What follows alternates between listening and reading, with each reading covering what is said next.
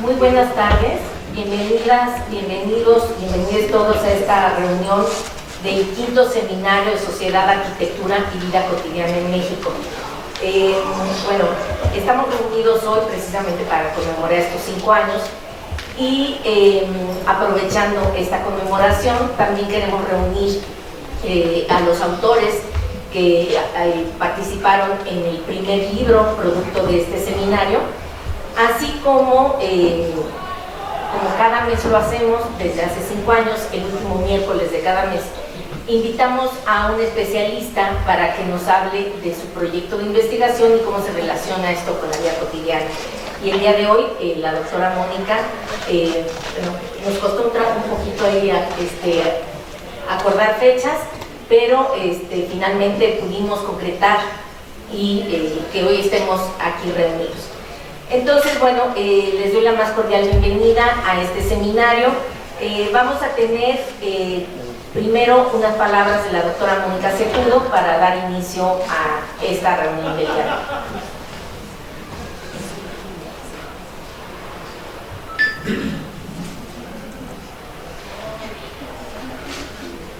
Muy buenas tardes a todas y todos. Es para mí un verdadero gusto darles hoy la bienvenida a la Facultad de Arquitectura de la Universidad Nacional Autónoma de México. Los recibimos ahora con la oportunidad de esta conmemoración del 5º aniversario del Seminario Sociedad, Cultura y Vida Cotidiana en México. Decir 5 años parece poco, pero para los que trabajan en ello es muchísimo. Y sobre todo no solo trabajan, sino que producen y entregan resultados, y eso es lo más grato, porque no solamente se queda en la palabra, sino se queda en el papel. Quiero comenzar saludando y agradeciendo muy especialmente a quienes hoy integran este presidium y nos acompañan en esta ocasión. A la doctora Alejandra Contreras, a quien agradezco su iniciativa, así como su papel en el origen y consolidación de este seminario.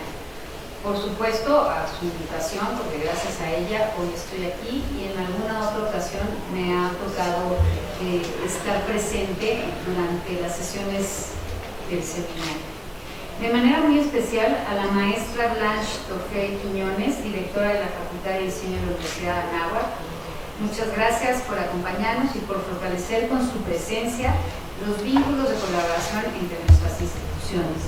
También saludo con mucho gusto a la doctora Elisa García Casillas, de la Escuela Superior de Ingeniería y Arquitectura de Grecia, de Camacho, cuya trayectoria, compromiso y trabajo han sido fundamentales para el desarrollo de este proyecto académico y quien hoy nos acompañará compartiendo la memoria y los logros de este proyecto.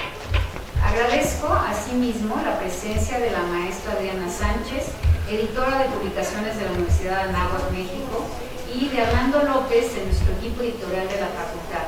Gracias por contribuir desde el ámbito editorial a que el conocimiento que se genera en nuestras comunidades académicas pueda trascender las aulas y llegar a nuestros públicos.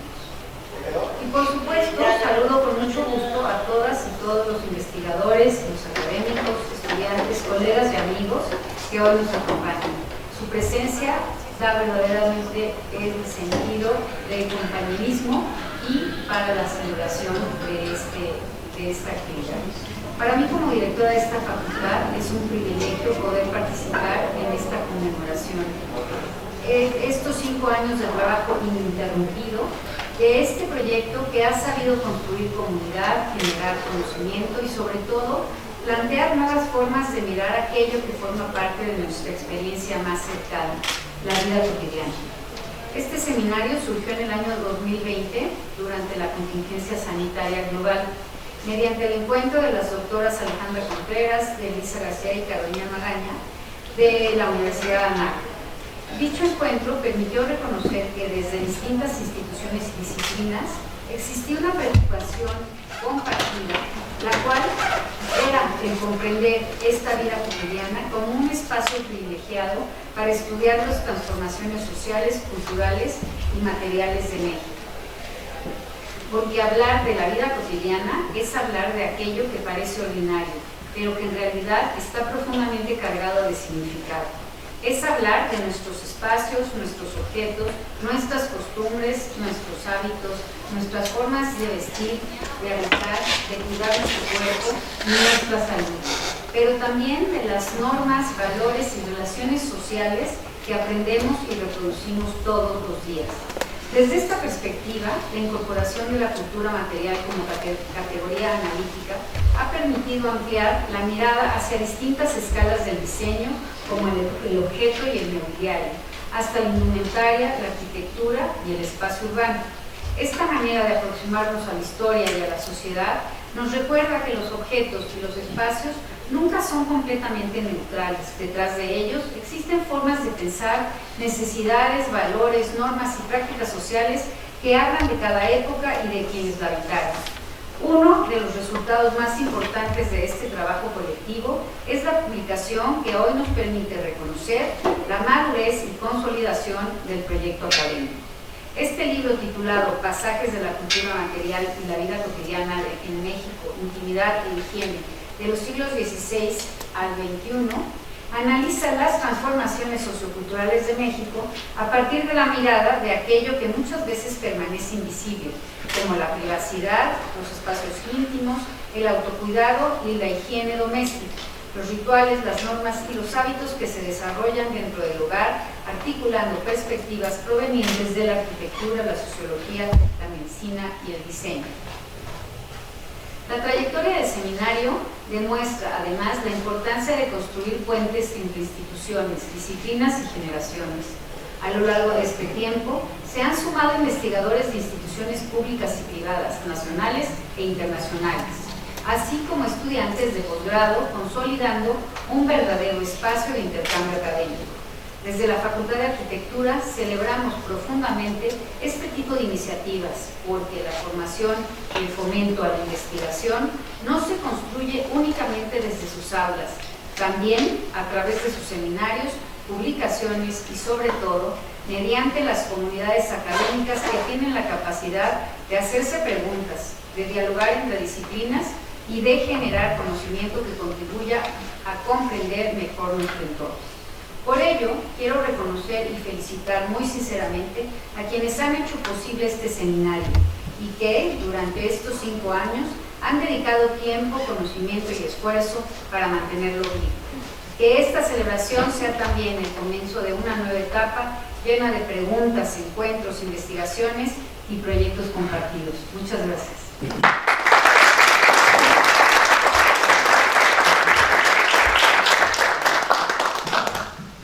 A continuación, daremos paso a la numeralia del seminario.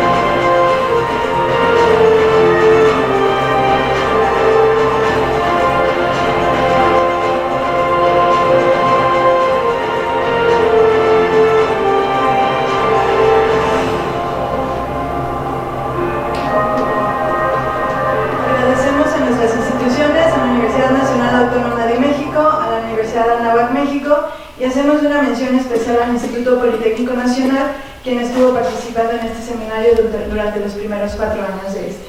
A nombre de mis compañeras, la doctora Alejandra Contreras, de la doctora Carolina Magaña y su servidora Elisa García, les agradecemos a todos los que han participado con nosotros y también nos han estado acompañando a lo largo de estos años. Y bueno, aquí les dejamos el código donde pueden descargar y entrar al repositorio del libro para que puedan ver el resultado de este trabajo. Gracias.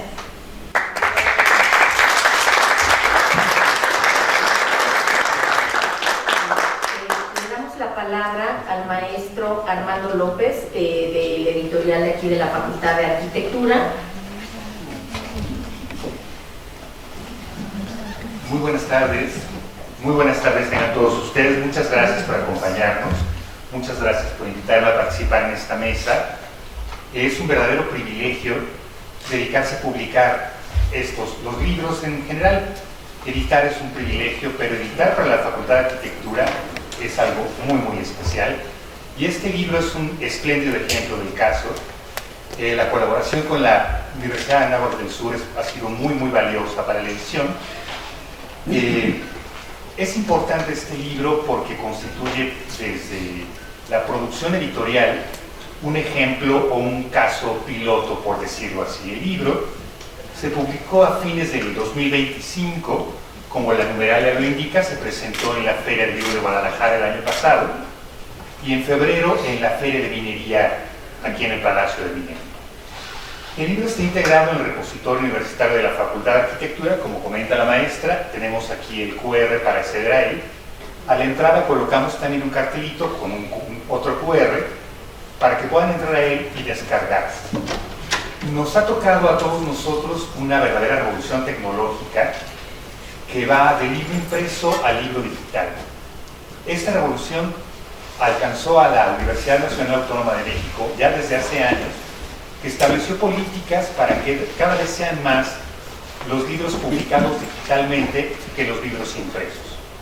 Aunque quienes venimos del siglo XX extrañaremos quizás siempre el papel y el objeto que tengamos entre las manos, el repositorio de la Facultad de Arquitectura se ha venido consolidando como una herramienta de divulgación muy importante, sin olvidar que este es el mandato, divulgar el conocimiento que produce la Universidad Nacional Autónoma de México. Y el caso es muy particular porque hoy, consultando las estadísticas que brinda este repositorio, les puedo comentar que desde su publicación el libro ha contado con 1.363 visualizaciones y de las 1.363, 655 descargas. Esto es cerca del 50% de las visualizaciones, lo cual habla muy bien de la recepción que tiene el libro. Pero eso no es todo. Entre los principales países en que se han realizado estas descargas están Estados Unidos con 502, son visualizaciones, México con 433, tiene un poco más Estados Unidos que nosotros, Vietnam con 141, Irlanda con 67, China con 28, Hong Kong con 23, Taiwán con 15, Brasil con 14, Bangladesh con 12 y Alemania con 11. Esto es el 90% de las descargas. Los otros países no lo reporta el sistema directamente, podemos investigar cuáles fueron, pero nos hace reflexionar en qué impacto puede tener un libro que en menos de un año llega a Bangladesh y en quién está conquistando la vida cotidiana de México desde el siglo XVI en Hong Kong. Pero eso es valiosísimo, ¿no? Es muy valioso porque un amado libro impreso tardaría décadas en llegar a Hong Kong y a un precio incalculable, ¿no? Y en cuanto a las ciudades, para documentar un poquito más, la principal es la Ciudad de México, Forest City, Springfield, Hanoi, Ciudad Ho Chi Minh, Eagle Mountain, Huntsville, Central, Altoona y Clooney. ¿Quién en estas ciudades está al tanto de nuestras publicaciones? Bueno, pues tenemos ya más de 1,000 consultas en menos de un año, lo cual nos habla de la excelente recepción que ha tenido el título y de que la dirección que la universidad ha marcado en cuanto a los repositorios institucionales es efectiva en la divulgación. Hace falta mucho trabajo en cuanto a localizar a estos lectores, a esta gente que consulta, y en ampliar nuestra oferta hacia ellos. Pero con estos buenos resultados, pues sobre todo quiero felicitar al seminario por su 5º aniversario, por estas espléndidas visualizaciones. Me comenta la maestra Contreras que prácticamente está lista el libro, la publicación del siguiente volumen. Ya la NAUAC tiene su dictamen, pronto la va a llegar a la facultad para que hagamos lo propio. Y si todo sale bien, el próximo año tendremos una nueva publicación del seminario, ojalá que con tanto éxito como esta. Muchas gracias, buenas tardes.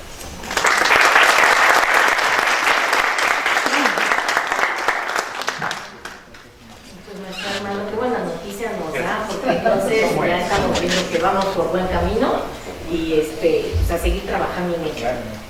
Les agradezco mucho participar en esta mesa. Si me dan oportunidad de que pasen los autores de los capítulos para que nos puedan apoyar con lo dicho en su capítulo, para contagiar aquí a la gente que está en el auditorio, así como los que seguramente nos verán posteriormente en redes, y lean el artículo. Y vamos Quiero platicarles un poco de la historia de este seminario. La verdad es que me honra muchísimo. A ver, me paro, nos paramos. Ahí vienen las bases. Bueno, les voy a platicar. Justamente el seminario empezó porque Alejandra, tanto Elisa como yo, ella estaba en el poli, yo desde la NAUAC, teníamos la misma línea de investigación, vida cotidiana. Alejandra, pues bueno, fue invitada por ambas partes y dijo, bueno, pues es que si todos estamos trabajando en vida cotidiana, pues hagamos algo juntos. Entonces, sí, a mí se me ocurrió que hiciéramos el seminario y la verdad pensé, voy a ser honesta, que íbamos a durar 6 meses, tal vez un par. Y de pronto empezamos a ver gente que justamente quería participar. Originalmente también pensamos en que esto podía servir para el doctorado, para los alumnos de la maestría y el doctorado. Y de pronto vimos esta gran aceptación por parte de los investigadores a querer participar en esta parte de, bueno, pues tal cual es nuestra forma de difundir todo lo que sabemos, que si no lo quedamos, pues no, posiblemente.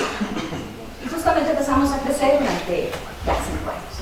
Entonces surgió justamente de todos los ponentes el primer tomo, que es higiene y intimidad. Y justo lo que hacemos es que este volumen busca a los mejores investigadores especialistas en cada siglo para hablar de un tema en común.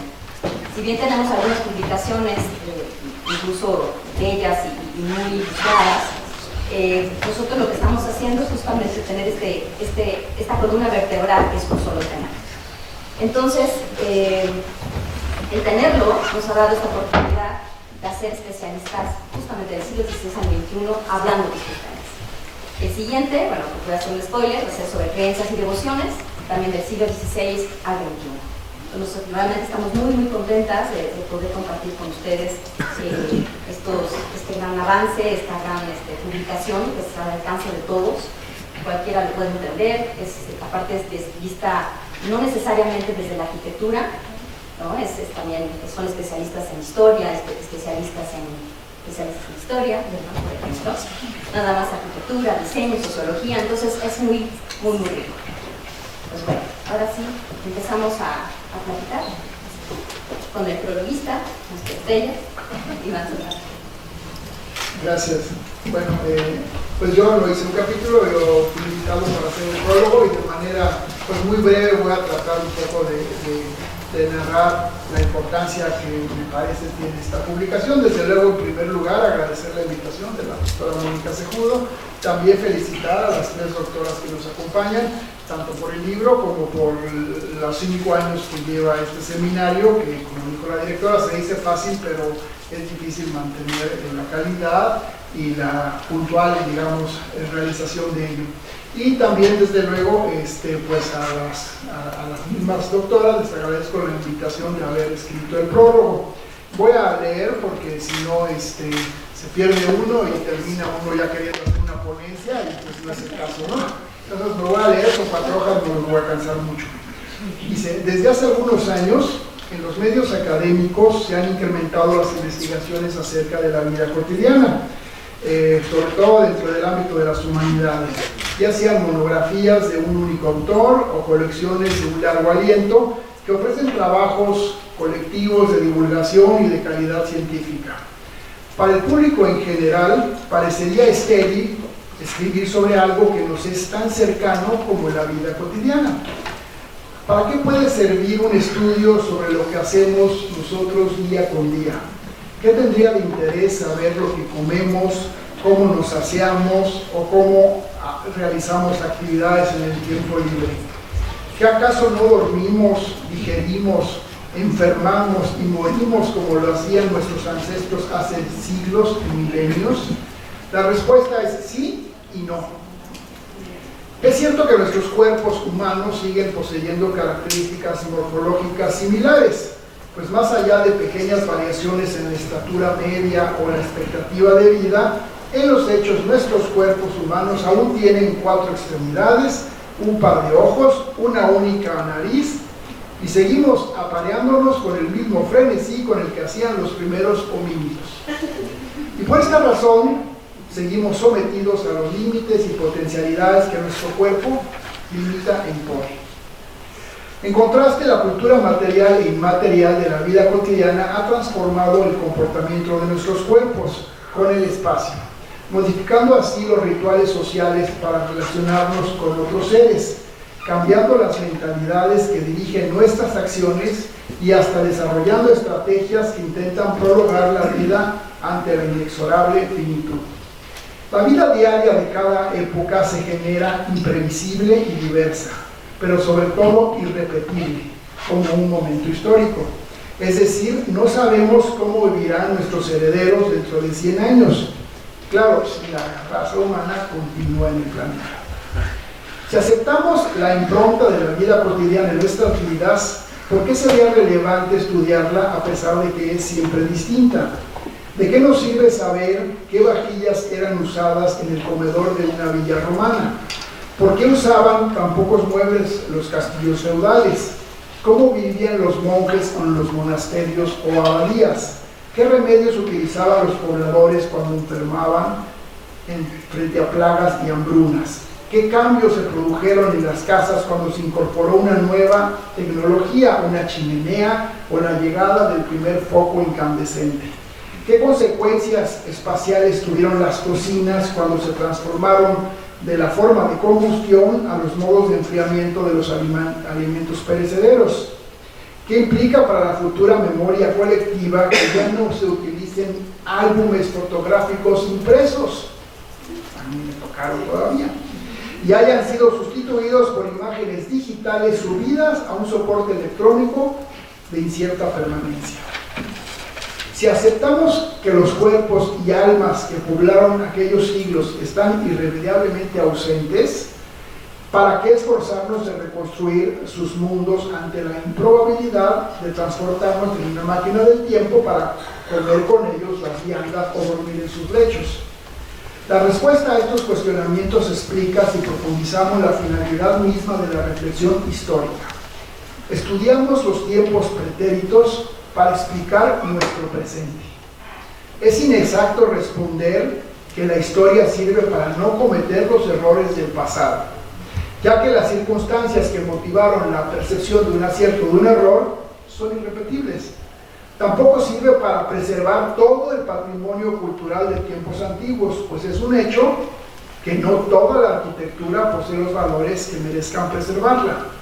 Tampoco sirve estudiar historia de la arquitectura por si alguien nos pide un edificio similar, pues qué probabilidad tendría si nos solicitaran un diseño para un templo dedicado a una deidad que ya no tiene adoración alguna.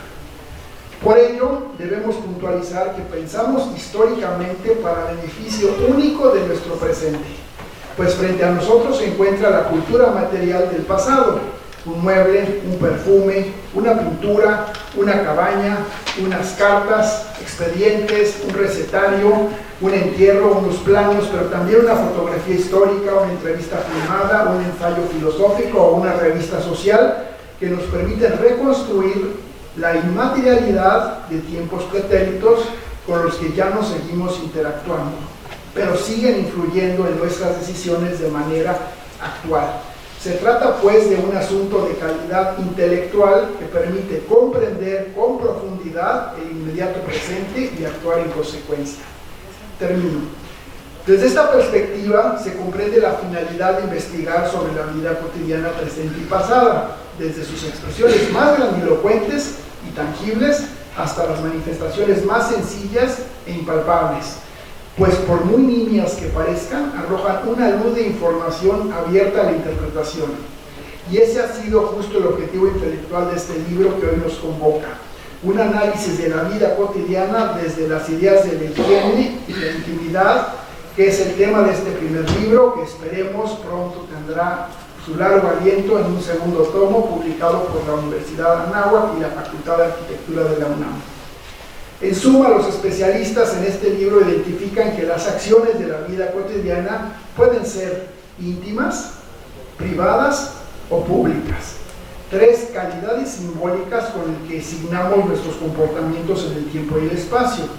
Así, por ejemplo, la intimidad de nuestros cuerpos y almas en acción, como podrían suceder en un cuarto de baño, adquiere connotaciones simbólicas muy distintas a los hechos realizados en la privacidad de un hogar, una cocina, por ejemplo, donde solo acceden determinados individuos, mientras que los hechos sucedidos en la esfera pública, el trabajo, por ejemplo, suelen responder a ritualizaciones y convenciones determinadas por los particulares entornos socioeconómicos, morales y educativos. Estas tres cualidades simbólicas, íntimo, privado y público, rigen todos nuestros comportamientos y pensamientos de nuestros cuerpos desplegados en la vida cotidiana, pues son atravesados por los conceptos y valores propios de cada época, como la higiene, con lo cual la matriz resultante es antropológicamente variada e imprevisible como el devenir de la vida misma. Muchas gracias.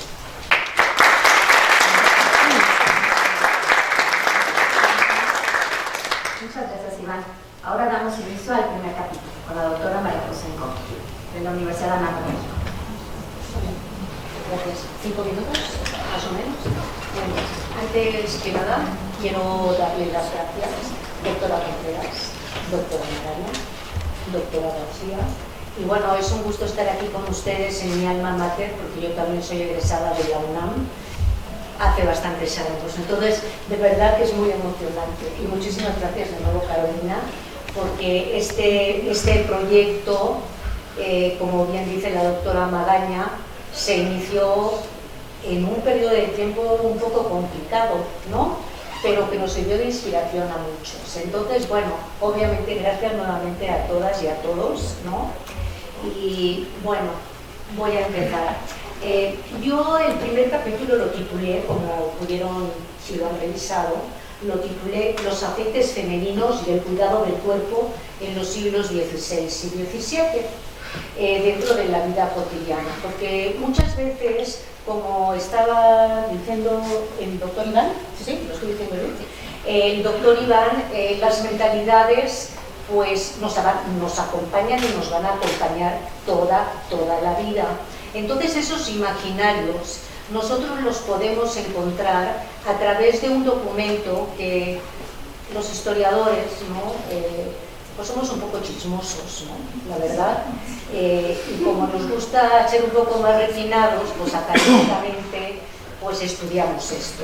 Entonces, dentro de esos intentos de encontrar algo que pudiera servir a la invitación que nos hicieron hace tiempo, encontré en la Biblioteca Nacional de España un recetario que se titula Recetas y memorias para guisados, confituras, olores, aceites, adobos de guantes, ungüentos y medicinas para muchas enfermedades. ¿Y qué fue lo que me encontré ahí? Me introduje a la vida cotidiana de una familia desconocida. ¿Por qué? Porque este recetario está escrito, es manuscrito y en él mismo intervinieron varias generaciones, porque hay diferentes caligrafías. Y fueron conocimientos muchas veces empíricos, que ahora se nos pararían los pelos, ¿verdad? Pero que fueron transmitidos de generación en generación. Y bueno, bajo ese tronco, esa línea de investigación que habla la doctora, ese eje que habla la doctora Magaña, pues nos encontramos que estamos en el 2026, 2025, 2024, 2023, y estamos repitiendo muchísimos arquetipos, estamos repitiendo también muchos modelos en lo que se refiere a la higiene y a la cosmética. Este material incluye, como han podido apreciar en el título, recetarios de cocina, cosas medicinales, etc. Pero yo me centré en la vanidad, ¿no? Que la vanidad también está permeada en esos siglos y también hoy, no tanto, pero está tamizada en esos siglos por conceptos morales, ¿no? Y sobre todo que atañen a las mujeres, ¿no? No tanto a la población masculina, ¿no? Podría poner un ejemplo, digo, perdón, porque aquí hay muchas compañeras que tienen una melena preciosa, pero aquí te encuentras que te dicen cabello largo, inteligencia corta, ¿no? Y dices, bueno, o sea, qué barbaridad. Pero bueno, tenemos que focalizarnos, nos tenemos que centrar exactamente en esos momentos. Y bueno, nos horrorizaríamos de algunas de estas recetas de cuestiones de belleza, ¿no? Poner plomo, poner mercurio en la cara, para pintar el pelo de rubio, pues utilizar lejías, que la lejía es el cloro, que aquí se conoce, para evitar la calvicie, pues moscas pulverizadas, ¿no? Excrementos en fin, y vamos leyendo todo esto, y si lo cruzamos de manera transversal con información de algunos moralistas, incluso literatura desde tiempos un poquito anteriores, ¿no? Fray Luis de León, anterior podría ser el arcipreste de Ita, nos dan unos modelos que por supuesto han cambiado el día de hoy, modelos de lo que se considera la mujer bella, pero la belleza en esos siglos, y es lo que a mí me hizo mucho ruido, se vincula con la divinidad.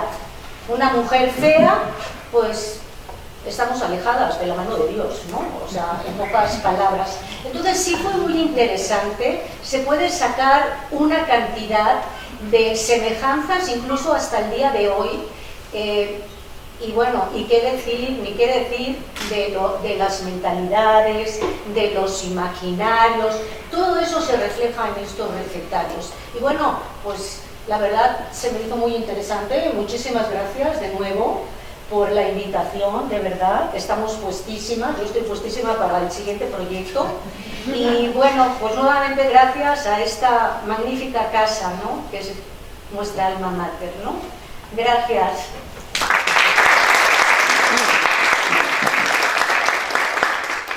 Muchas gracias, María José. No, gracias a ti. Ahora el doctor Tarcisio con el segundo capítulo.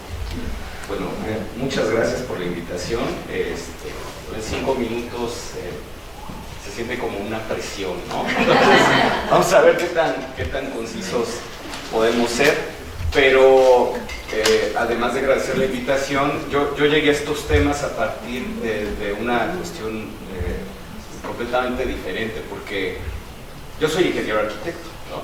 La mitad de mis estudios los hice en el Politécnico y la mitad los hice acá. Y cuando hacía el doctorado, que era sobre máquinas hidráulicas, mis profesores me decían, se nota que eres del Politécnico. Y yo decía, ¿por qué? ¿No? Me decían, pues porque estás viendo las máquinas y la arquitectura, y a mí yo no lo entendía. Pero de ahí me surgió algo que no tiene que ver con mis estudios, sino que siempre me ha gustado saber cómo se construyen las cosas, cómo se hacen. Yo soy de esos niños, bueno, ya no soy niño, pero cuando era niño, armaba y desarmaba cosas, era mi diversión. O sea, tenía puros juguetes de armar, y los armaba, los desarmaba, y los armaba y los desarmaba. Entonces, después de estudiar máquinas y agua, dije, ¿cómo funcionaba la hidráulica en los edificios cuando no había electricidad? ¿No? Porque ahorita es muy fácil que no prende la bomba, se te acaba el agua. Pero ¿qué pasaba cuando te tenías que bañar y tú tenías que subir el agua de alguna manera? Y ahí empecé a entrar estos espacios arquitectónicos que funcionaban con agua, pero empecé a darme cuenta de otro tipo de cosas. Por ejemplo, y lo han mencionado, nada dice más de la persona que las cosas que hace a diario. Y eso pasa también con la sociedad. Entonces la manera en que ustedes se bañaron habla de ustedes. No sé si alguna vez han tenido una conversación de cómo se baña cada quien.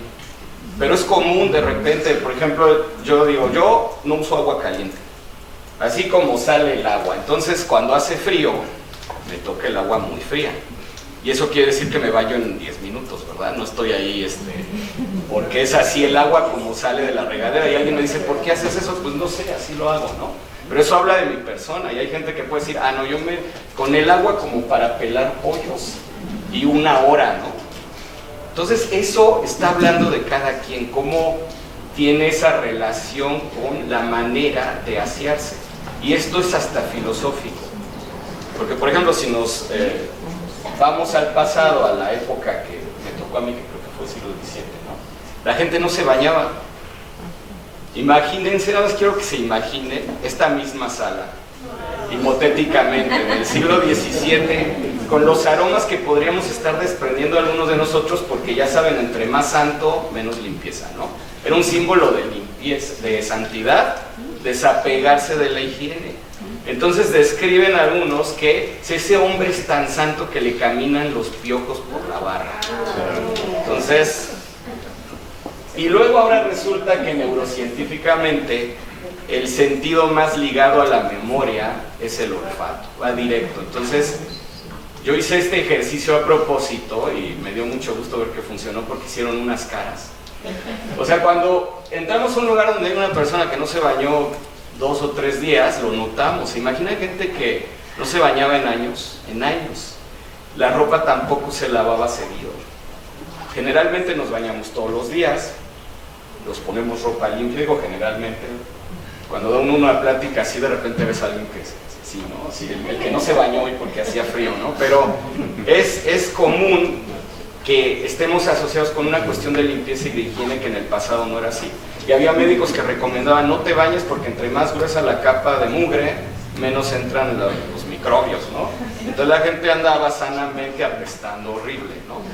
Y también es común que de repente entremos, yo recuerdo, viajaba de madrugada para entrar a la escuela, vivía muy lejos de donde estudié, salía a las 4:30 de la casa de todos ustedes, y entonces si estaba lloviendo y te subías al transporte público era no te dormías, no era así el golpe, ¿no? Como dicen, y el metro igual, ¿no? Entonces, ¿cómo sería ese pasado? Eso es algo que me llamó la atención, aunque yo me concentro en las cuestiones de funcionamiento, cómo funciona.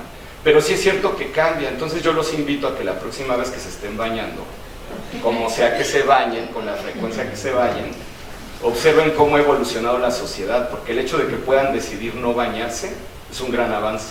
El hecho de que puedan decidir bañarse con agua caliente o fría es un gran avance.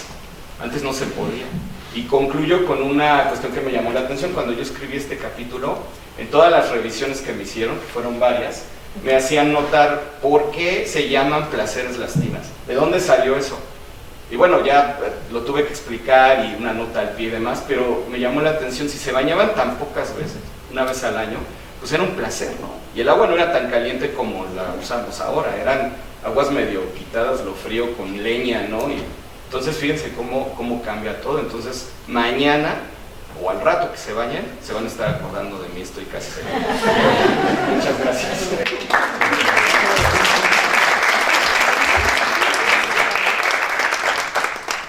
A mí me toca leer el tercer capítulo. El doctor Guillermo Boers no pudo asistir, pero les voy a platicar un poco de lo que trató su capítulo.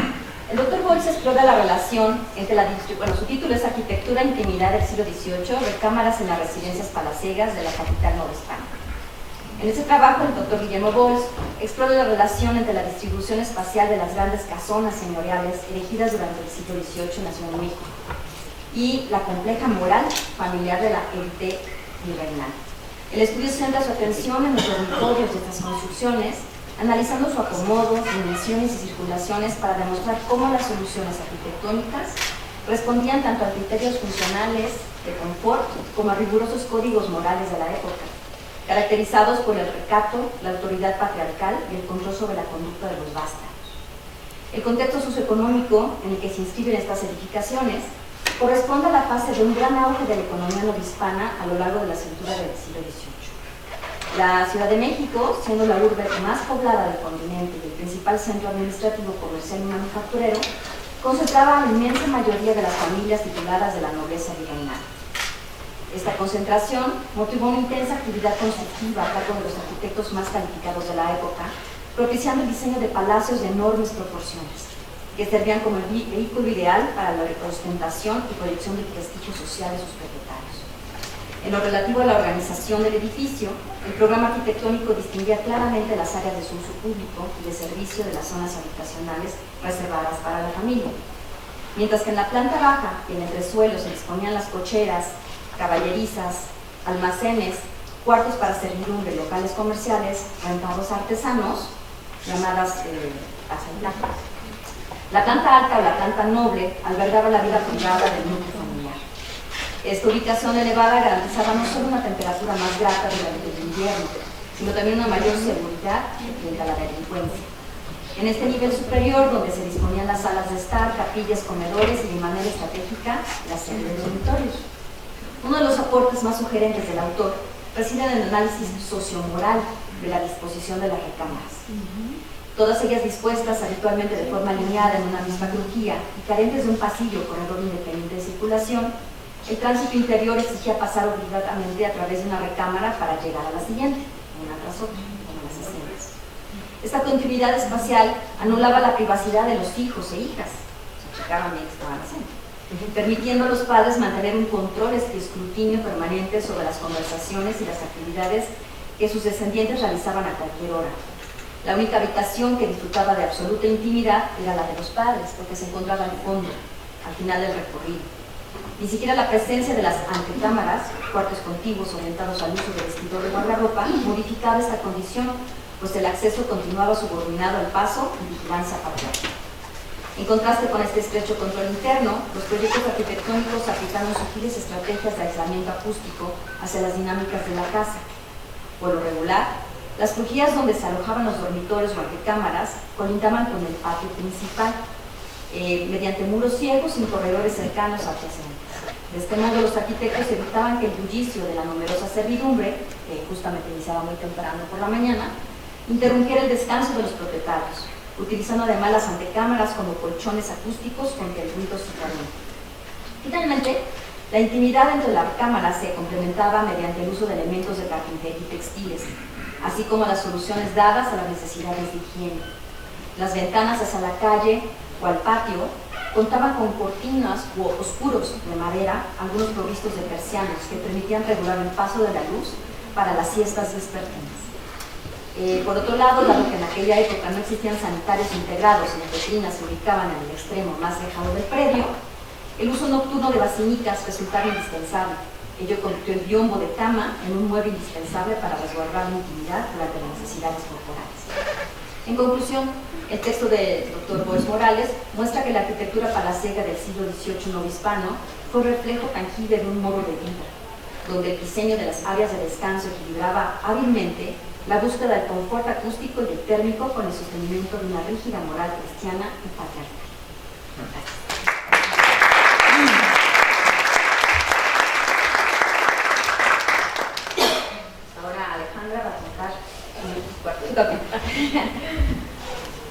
Quiero hacer una precisión que cuando empezamos a organizar el libro no dijimos tú tienes ese trabajo, organízalo y preséntalo como capítulo. Hicimos el ejercicio de nuestros temas de investigación, darles el enfoque de la vida cotidiana y buscamos especialistas. El problema es que me ganaron el virreinato y el doctor Boris, entonces migré al siglo XIX y en las pláticas que tuvimos durante el seminario, precisamente en la pandemia, lo que veíamos, yo les decía, es que esto que está pasando pasó en el siglo XVIII y ya pasó en el siglo XIX, pasó igual, entonces dije, ahí está el tema, ¿no? Entonces, lo que yo pude resolver en este capítulo fue como a partir de finales del siglo XVIII, con las reformas borbónicas, empiezan a plantear una serie de disposiciones que tienen que ver más con lo urbano, a cómo se tiene que dirigir la gente, cómo se tiene que comportar, cómo tiene que ser la limpieza, banquetas, el desalojo de las aguas, llegar el agua potable a las fuentes, pero con el término del periodo virreinal todo esto se frena. El problema va a ser en 1833, va a ser un punto de inflexión no solo en México sino en el mundo, con la llegada de la pandemia del cólera morbus, para origen asiático. Viajó por rutas comerciales, llega a México, nada más para tener una idea, revisé censos de población. En la Ciudad de México la catástrofe, solo en la Ciudad de México cobró la vida de casi 10,000 personas en menos de 24 horas, casi el 7.4% de la población falleció. Si nos aterró ahorita el COVID, no fue nada en comparación con lo que pasó acá. La novedad del padecimiento, la rapidez con la que se provoca el deceso y el desconocimiento de un tratamiento certero, sembraron un pánico aterrador en una sociedad recientemente independizada, sin recursos económicos, con una falta de organización política, social y por supuesto de salubridad, caracterizada por unas condiciones de hacinamiento producto de la recién terminada guerra. Ante la magnitud del desastre, entonces el concepto de salud pública migró hacia el modelo de un Estado higienista que empezó en Europa y rápidamente llega a México, sustentado en la idea de que la falta del cuidado individual amenazaba la protección de toda la comunidad. Entonces surgen una serie de disposiciones en donde es nuestra obligación, bueno, era la obligación de aquellos, cuidarse para que esto no trascendiera y no se convirtiera en un problema de salud pública. Entonces el gobierno virreinal y posteriormente el gobierno republicano comenzaron a dictar mandos de policía y normas que buscaban moldear una nueva moral del deber ser. Se registró la venta, se empezó a hacer el registro, por ejemplo, de la venta de productos como las pulquerías, del alcohol, de las vinaterías, para ir identificando quién vendía, cómo vendía y que tuviera la mínima calidad para que esto no se convirtiera en un problema. Surgen las autoridades locales, los prefectos, los alcaldes, que están supervisando que las medidas sanitarias se cumplan, las visitas a los enfermos y la elaboración de estadísticas de mortalidad, cosa que antes de esta época no existía. A partir de 1833 es cuando las autoridades empiezan a registrar cuántos nacen y cuántos mueren. El problema con los que nacen es que antes podemos encontrar registros solo en las iglesias, porque ahí sí a la gente se le bautizaba, ¿no? Entonces, bueno, se crea el Consejo Superior de Salubridad, que ya para finales de año, pero ya tengo otro capítulo del libro, son los primeros códigos sanitarios que impactan en la forma en la que se va a hacer la propia arquitectura. Aquí también tomé como pretexto un libro que se llama Consejos al Pueblo Mexicano sobre los medios más sencillos y fáciles de precaver y curar el cólera morbus epidémico. En este libro, además de dar recetas de dietas, de qué alimentos ayudan a conservar la salud o en caso de perderla, poderla mejorar, hablan de la vestimenta que se tiene que utilizar, de cómo la gente tiene que dormir, cómo se tiene que ventilar. Entonces tiene que poner incensarios, y como es el incensario en donde se pone, tiene que estar ventilado, entonces todo tiene que tener una ventana. Y ahí fui buscando el hilo conductor de cómo este manual impactó no solo en el ser de las personas para conservar la salud, sino cómo fueron modificando su propio entorno desde el hogar para que esto no impactara precisamente afuera, ¿no? Hablan, por ejemplo, de usar vinagre, de regar vinagre. Dije, bueno, ahora en la pandemia era el alcohol, ¿no? Y todo, entonces el vinagre, poner franelas, estar humedeciendo, usar ropa de lana, ¿no? Entonces todo este tipo de cosas que se ven como manual, como los hospitales estaban saturados. Entonces estos manuales ayudaron a que desde la casa, la gente que tuviera un enfermo de cólera pudiera resolverlo. Hay un pasaje de una crónica de Guillermo Prieto en donde habla precisamente del cólera y dice que es desgarrador caminar por la Ciudad de México porque todas las casas tienen un moño, negro, amarillo o blanco. Negro hay un muerto, amarillo hay un enfermo, blanco no hay nadie enfermo, entonces nadie sale de sus casas. Si había un moño amarillo, todo el mundo huía de ahí porque era una enfermedad sumamente contagiosa. Ahí estamos viendo el dispensario de la muerte, porque el cólera se distribuía por el agua contaminada. Entonces ahí está la muerte despachando agua. Y bueno, había también oraciones como el Miserere, que era una oración que rezaba la gente para que el familiar muriera. O sea, no era para que pudiera conservar la salud o para que se recuperara, porque sabían que como ya no iba a haber recuperación, la muerte era terrible, entonces mejor para el bien morir se hacía el Miserere. Y bueno, en conclusión vemos que la historia no se crea ni se produce, se vuelve a copiar. Bueno, entonces la pandemia del cólera de 1833 marcó un hito en la historia de salubridad mexicana, al forzar la transición hacia los estudios de medicina, hacia los manuales precisamente que tienen que ver con la policía vigilaba que la gente estuviera poniendo cólera en las entradas de las casas, que barriera, que hubiera limpieza. La crisis evidenció que la conservación de la salud requería articular la responsabilidad individual con la acción estatal. Las severas restricciones y recomendaciones sobre la higiene personal, la dieta, el manejo de desechos y la limpieza del hogar modificaron los hábitos privados de la población, sentando las bases de las normativas de higiene y códigos sanitarios que habrían de regir la vida urbana en los años venideros.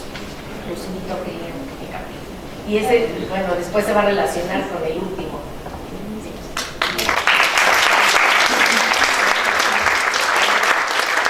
La doctora Elisa Drago, que nos va a platicar del siglo XX. Muchas gracias a Elisa, a Caro y a Alejandra por la invitación. A mí me tocó ser la madrina. En la primera estábamos en plena pandemia y entonces me tocó inaugurar este seminario tan exitoso. Y debo decir que es de los capítulos, de los textos más divertidos que he escrito en mi vida. Lo disfruté muchísimo, fue muy divertido. De hecho, creo que es de los mejores que he escrito. Casi no me corrigieron nada, entonces me siento muy orgullosa de eso. Y además lo disfruté muchísimo porque me salí de mi zona de confort. Este capítulo que habla justamente de la visión de la transformación del cuarto de baño, como ya se mencionó, en las letrinas al fondo de las habitaciones, cómo se hacían los placeres para bañarse, si se bañaban, cómo esta transformación en el siglo XX cambia la vivienda. Entonces la mirada que yo pongo es el drama de la modernidad, ¿no? Y a partir de fuentes poco utilizadas, que son las caricaturas, es decir, la crítica social a partir de la caricatura en los periódicos, la publicidad como un artefacto de imponer una cierta modernidad, y los textos de los periódicos de la década de los años 20, principalmente del Excelsior y el Universal, donde quieren implementar justamente los cambios, los bienes que promueve la modernidad.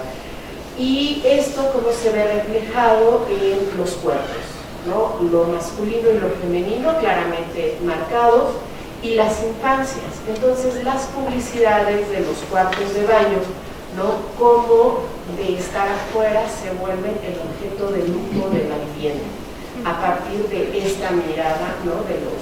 de las publicidades. Bueno, este es un aguamañín, pero mucho también tiene una cuestión personal, con un mueble que heredé de mi abuela, que se llama Cagadú. Entonces ustedes pueden imaginar que bueno, no está aquí en México, lo tengo, tiene un pariente en Italia, pero este Cagadur es un mueble justamente para aquellos que no querían salir al fondo del jardín y del patio en el invierno del norte de Italia, pues ahí se los pongo, ¿no? Con 25 grados bajo cero. Pues hay que usar una una basinica, pero esta basinica pues tiene todo un artefacto ergonómico, pero hecho en China con mármoles, y es una pieza de arte preciosísima. Entonces, pues bueno, de ahí surgen muchas preguntas y que entender desde la época romana, donde estas actividades eran colectivas, ¿no? Y también en los monasterios, a volverse algo privado, pero además un objeto de lujo.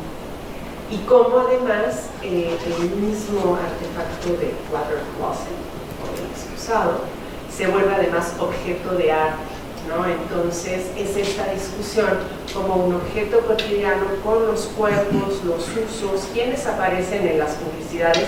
Por ejemplo, por mencionar, casi no hay varones en las publicidades de los objetos de baños, y los que hay son para inventos, el luxómetro, ¿no? Todo lo demás son mujeres muy sensuales o niños, ¿no? Y entonces también, bueno, estas actividades en los periódicos de los años 20, 30, 40, las revistas, y por supuesto, pues muy divertido la caricatura como forma crítica. Entonces, pues bueno, quiero agradecerles muchísimo, los invito a leerlo y ojalá lo disfruten ustedes leyéndolo tanto como yo lo disfruté escribiéndolo, porque de verdad fue muy, muy divertido. Y pues muchos éxitos, que sigan el 2, el 3, el 4, el 5 y adelante, porque las felicito a las tres muchísimo por el amor que le han dedicado a esta publicación. Muchas gracias.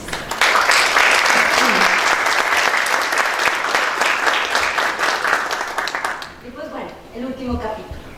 Si bien cierra lo que es el libro, tengo que decir que esto fue lo que abrió realmente el tomo. El texto se llama Entre pandemias y el progreso, la evolución de la higiene personal y pública en el México en los siglos XX y XXI. En realidad, pues bueno, en todo este contexto de pandemia que estábamos viviendo, pues nos hacíamos bolas, ¿no? Que se lavaba los trastes, que se lavaba el súper, que el tapete sanitario, y que se acuerdan. Perfecto, hace que fue ayer. Entonces, justamente este capítulo funciona como un cierre del libro.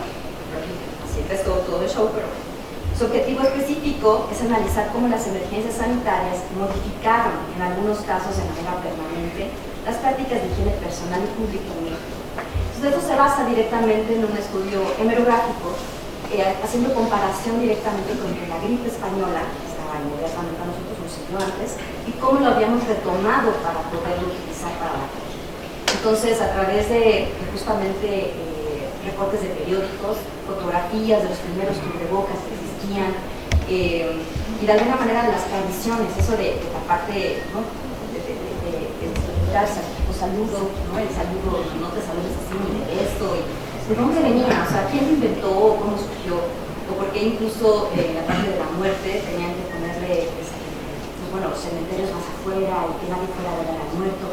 Fue una entre chisme, como decía ¿no? El chisme bien articulado de justamente cómo fue sucediendo esto. Entonces, el capítulo se basa justamente en un análisis hemerográfico de todo este proceso de cuestiones de materiales, en cuestiones a través de estos inventos, o cómo pues irlos manejando, ¿no? En ese proceso. Y bueno, la segunda parte pues lo hicimos juntas Elisa y yo.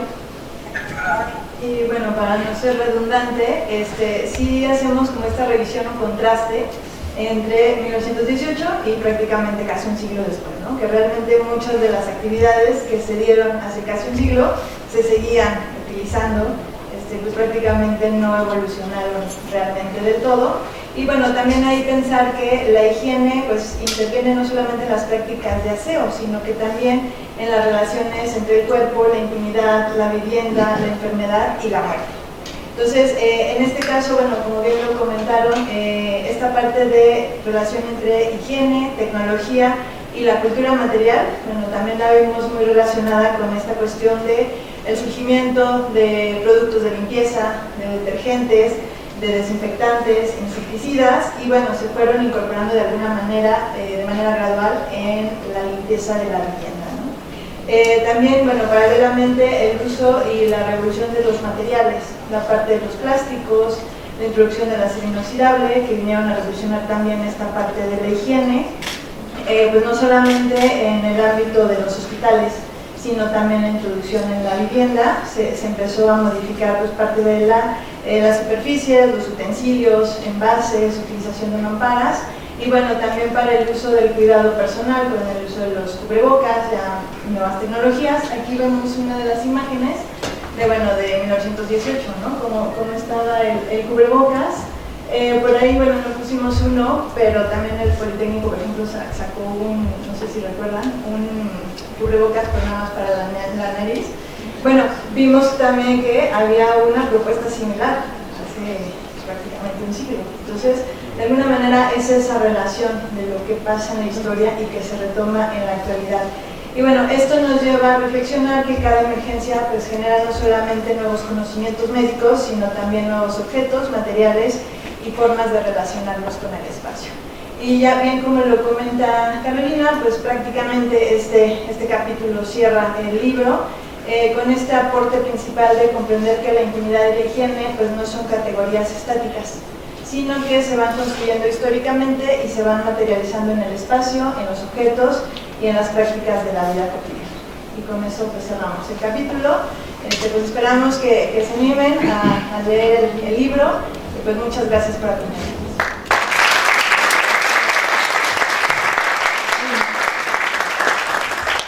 Muchas gracias. Agradecemos a los presentadores que están en la mesa, les pedimos que pasen a la silla y le pido que nos acompañe a la doctora Mónica Secudo.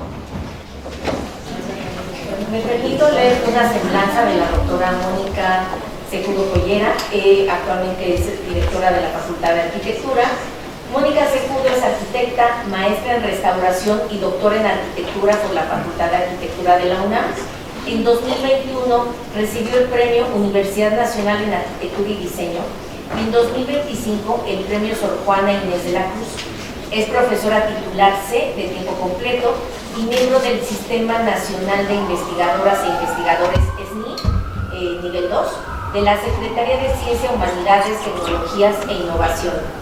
Con más de 38 años de trayectoria académica, ha desarrollado una labor destacada en docencia e investigación en las áreas de restauración y conservación de monumentos y centros históricos, arquitectura e ingeniería militar e historia de la arquitectura mexicana.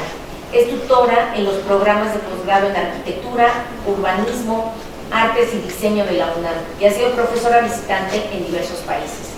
Su producción académica incluye más de 5 libros, más de 30 capítulos y numerosos artículos especializados. En el ámbito profesional ha coordinado proyectos de planeación urbana y conservación patrimonial y se ha desempeñado como conservadora del Palacio Nacional.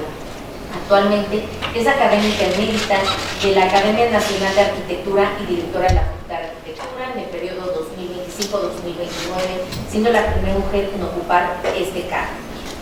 Doctora, le agradezco mucho que haya aceptado esta invitación y le cedo la palabra. Muchísimas gracias y me encantó el formato de la presentación del libro. Se los comentaba hace un momentito, porque fue como muy natural y cada quien expresaba lo que quería. Creo que se los vamos a copiar. En lugar de que haya presentadores que cuentan todo lo que leyeron del libro, que a veces se vuelve un monótono, aunque es interesante oír lo que piensa un investigador o un lector sobre un libro, es muy padre ir viendo las diferentes opiniones de su propio capítulo. Entonces, la verdad me gustó muchísimo. Muchas gracias por la invitación.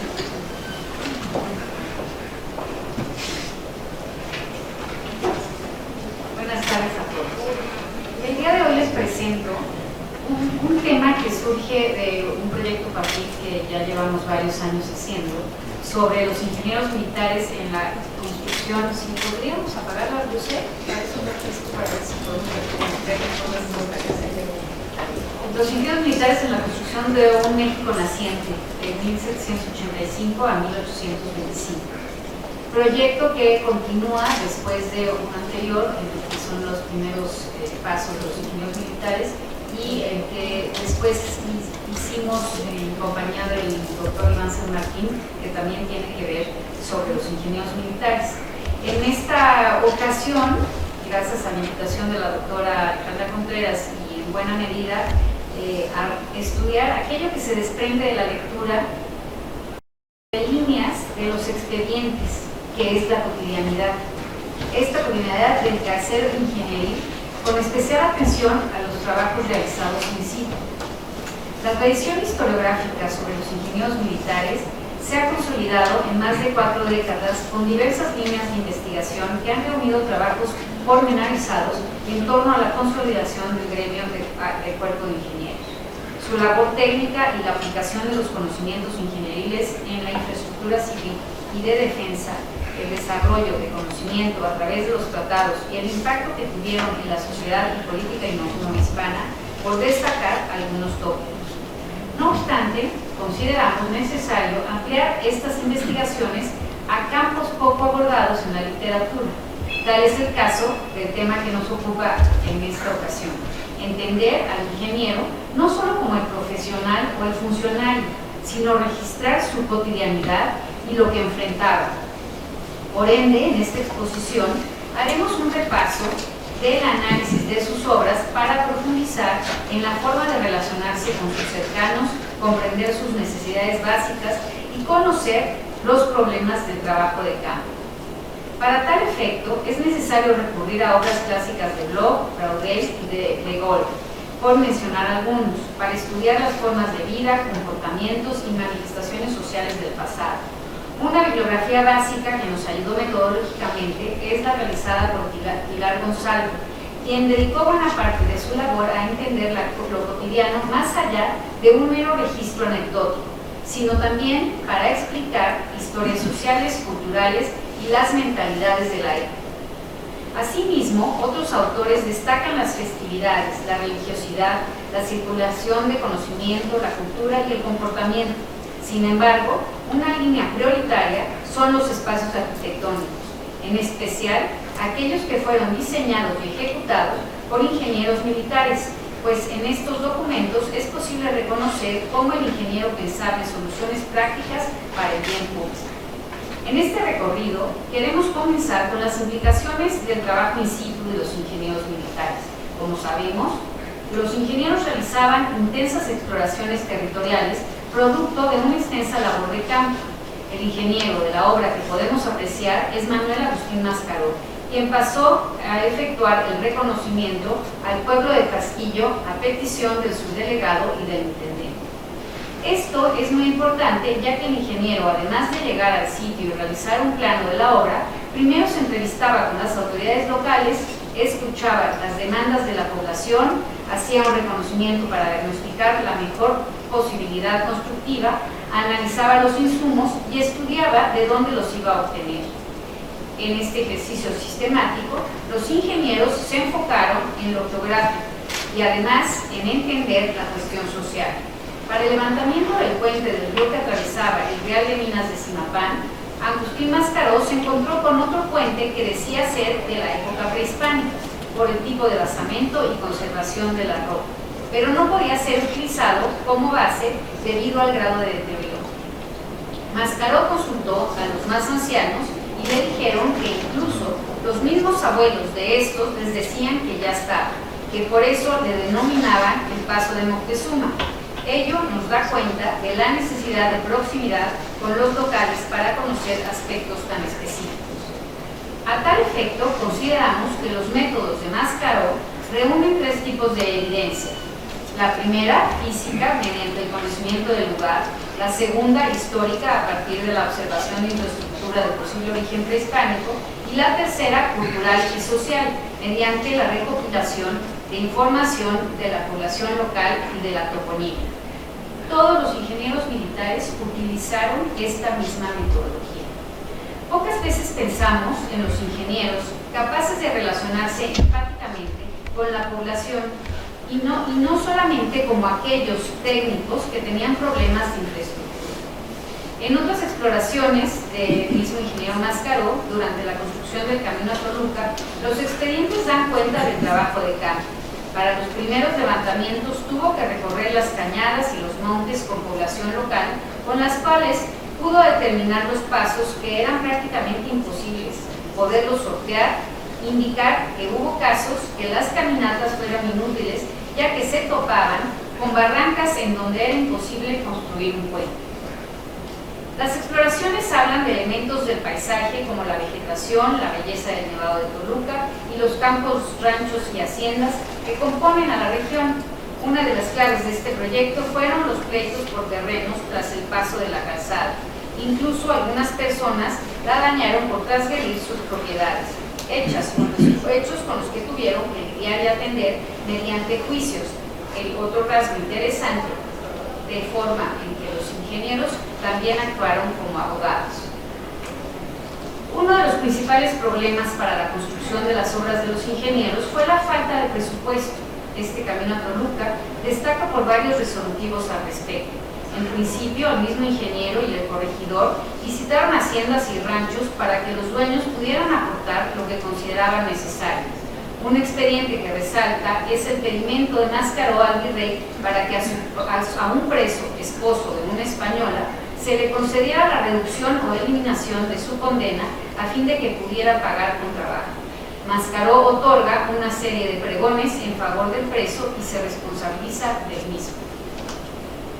Los ingenieros en la sociedad novohispana. Cabe mencionar que el aparato monárquico recurrió a los ingenieros para ejercer el control de sus monopolios mediante la infraestructura. Estas funciones se materializaron en construcciones como las casas de azogue destinadas al proceso de amalgamación de la plata y los edificios de tabaco vinculados al control de su producción y circulación en todo el virreinato. Asimismo, en los caminos se registraron un flujo de carbón destinado a la Casa de Moneda, por mencionar algunos ejemplos. Todo ello da cuenta de la confianza depositada por la corona en los ingenieros militares como agentes fundamentales para la administración y el control del territorio. Un caso particular, el del pulque, una bebida altamente lucrativa para la corona, en la que el propio Mascaró diseña una pulquería, pues tenía como finalidad ejercer un control sobre la actividad económica y regular estos establecimientos que, en el contexto del periodo ilustrado, eran considerados espacios inmorales y asociados con un alto índice de conflictos. De este modo, el gobierno no restringió el consumo de la bebida, pero sí reguló e incluso intervino en el diseño de los espacios destinados a su consumo. Esto refleja la injerencia de los ingenieros en aspectos de la vida cotidiana de la población. La diversión y el entretenimiento era algo inherente a la población, sin embargo, las construcciones dedicadas al ocio nuevamente tuvieron un papel de control, un programa arquitectónico recurrente en el que el palenque obedecía a que era preferible que fuera una actividad pública auditada para que apareciera la justicia y así se evitaran los disturbios. Estos eran sitios donde además se apostaban fuertes cantidades de dinero y ante ello la Real Hacienda creó un grupo de rentas denominado peleas de gallos, o sea, obtenían dinero por las peleas de gallos. Menciono las apuestas porque constituyeron un problema para la corona. En ese sentido, los palenques podían ser objeto de control, particularmente mediante la regulación del juego de naipes. Por ejemplo, en el virreinato se creó la Real Lotería en 1770, entre otras medidas destinadas a desalentar el juego de cartas, que para entonces era ilegal. Otra manifestación de la participación de los ingenieros militares en la vida cotidiana se observa en el plano de Miguel Constanzo, correspondiente al proyecto de un mercado para un pequeño pueblo del occidente de México, San Juan de los Lagos. Este sitio recibía, al igual que en la actualidad, numerosos devotos, especialmente en determinadas fechas, lo que hacía necesario contar con espacios suficientes tanto para atender a los peregrinos, así como para organizar la actividad comercial. Aunque en un principio se contempló ubicar el mercado en el centro del pueblo, finalmente se proyectó en la entrada del convento, debido a la gran afluencia de feligreses que durante las festividades se acercaba a este lugar. Retomando el caso de los palenques, el ingeniero participó en la organización y regulación de una práctica social que debía sujetarse a determinadas normativas y a la presencia de autoridades encargadas de mantener el orden durante estas peleas. Tuvo que adaptar sus conocimientos técnicos a los usos sociales del edificio, que pasó de ser una estructura rudimentaria de madera a un espacio con cuartos destinados a la organización, el registro y las funciones de administración, así como también a la división de espacios por género. En este orden de ideas, el periodo de la Ilustración se caracterizó por nuevas manifestaciones de sociabilidad, si bien el bien común y la sanidad, sobre todo estas de conjuntos urbanos, tenían que observarse en estas épocas por los ingenieros militares. La realidad de la época trató de depurar malos vicios, aunque hasta el momento solo habíamos visto recintos de ocio. Lo cierto es que también había espacios de actividad intelectual y política que congregaban líderes sociales, culturales y administrativos, lo que pasaría a ser un club social de nuestras épocas. Estudios como el de Gloria Franco han demostrado que en España la presencia recurrente del personal militar en estos escenarios tan peculiares y tan distintos llamaba la atención por lo inusual, dado que tradicionalmente este colectivo se había mantenido un tanto apartado y al margen de las organizaciones civiles. Su inserción social no se percibe únicamente por los trabajos que acabamos de comentar, sino también por su incorporación profesional y laboral a determinadas instituciones administrativas. Uno de los casos más icónicos es el de Pedro Ponce Camacho, ingeniero que fue designado después gobernador de Veracruz. Su trayectoria, desde su llegada a la Nueva España como asistente y aprendiz hasta alcanzar el cargo de gobernador, da cuenta del camino de los ingenieros hacia la burocracia militar y de su acceso a una sólida formación científica y cultural. Como veremos, algunos de ellos llegaban con poco más que su ropa, sus instrumentos y sus libros, elementos que constituían parte fundamental de su formación y de su práctica profesional. Así, el ingeniero novohispano se identificó con la colectividad con la que trabajaba, sabía que no podía desarrollar sus obras sin los actores locales e incluso se puede decir que se adecuó a ciertos momentos a las costumbres y modos de vida a los que no estaba habituado. No es de extrañarse que conocieran dónde se producía la mejor cal, dónde se extraía el mejor quesonte, por dónde era mejor pasar el camino y en qué pueblos los recibirían con alegorías. La cotidianidad de la labor de los ingenieros también se ve reflejada en su necesidad de atender aspiraciones, deseos personales y cuestiones médicas. Los expedientes contienen varios pedimentos para solicitar su regreso a España y reportar estadios de salud. Por ejemplo, en 1796, Mascaró pidió al virrey volver a España por su quebrantado estado de salud y porque llevaba de 18 años de residencia en Nueva España. Es importante aclarar que muchos dejaban a la esposa en España y venían a Nueva España y aquí a lo mejor tendrían otra vida o no, pero hasta eso les revisaban, porque tendrían que mantener fidelidad con la esposa a la que habían dejado en España y mantenerla de alguna manera, no me imagino de qué manera les mandaban los fondos para su manutención. Entonces ahí los problemas maritales han de haber sido bastante interesantes y las peleas, porque es como a distancia, ¿no? Mascaró comentó que entre la necesidad de respirar los aires patricios para restablecerla, él requería regresar. Esta frase, al parecer, alude a su patria, patricios, su patria, y quizá al encontrarse en Veracruz, pues se estaba afectando su salud.